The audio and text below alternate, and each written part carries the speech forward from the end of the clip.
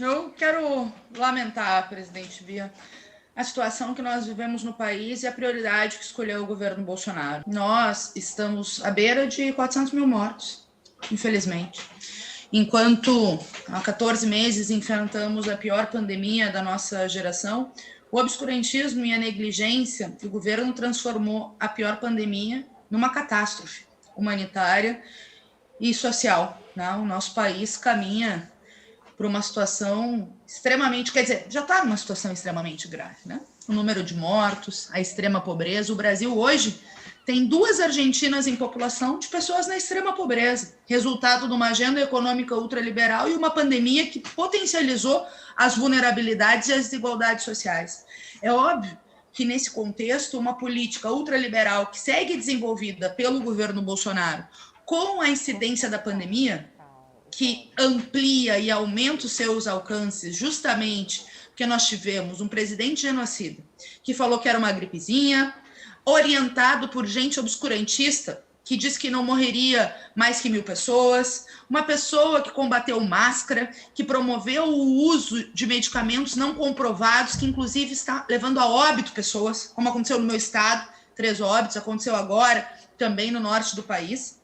Um presidente que boicotou deliberadamente a vacinação, e nós estamos numa vacinação a passos lentos, e que, no meio da pandemia, seguiu a sua agenda anti-meio ambiente, porque ele pode mentir o que quiser na conferência do clima, as pessoas leem jornal, todo mundo sabe a situação gravíssima que se encontra o país, em que quem combate o desmatamento é exonerado, como aconteceu com o delegado da Polícia Federal, o delegado Alexandre Saraiva, um escândalo, um governo que exonera o delegado responsável pela maior apreensão de maneira ilegal da história do país. E não só foi exonerado, como o Ricardo Salles, o ministro anti-meio ambiente, fez política para liberar essas madeiras ilegais. Mas sabe o que me indigna?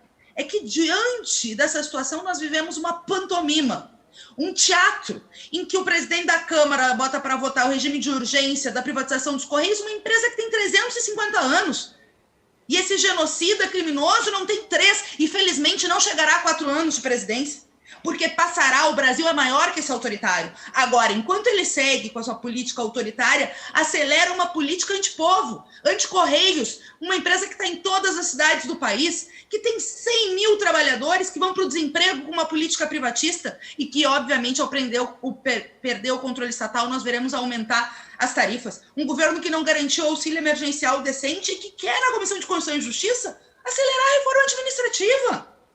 Porque é óbvio que entre não ter audiência pública e ter 6 audiências públicas, nós achamos que é melhor ter 6 audiências públicas do que nenhuma. Por isso não fizemos obstrução na hora da votação do requerimento, mas, sinceramente, a urgência do país é vacina. A urgência do país é salvar vidas. A urgência do país nunca será tirar direito de trabalhadores, mas eles seguem aproveitando a pandemia para passar uma boiada, como disse o Ricardo Salles, naquela reunião do Sindicato do Crime, que hoje completa 1 ano, que o governo Bolsonaro chama de ministério, eu chamo de reunião do sindicato, parece uma reunião de máfia, vendo como iam aproveitar a pandemia para flexibilizar as leis ambientais e para privatizar as nossas estatais, como falou o Paulo Guedes naquela reunião.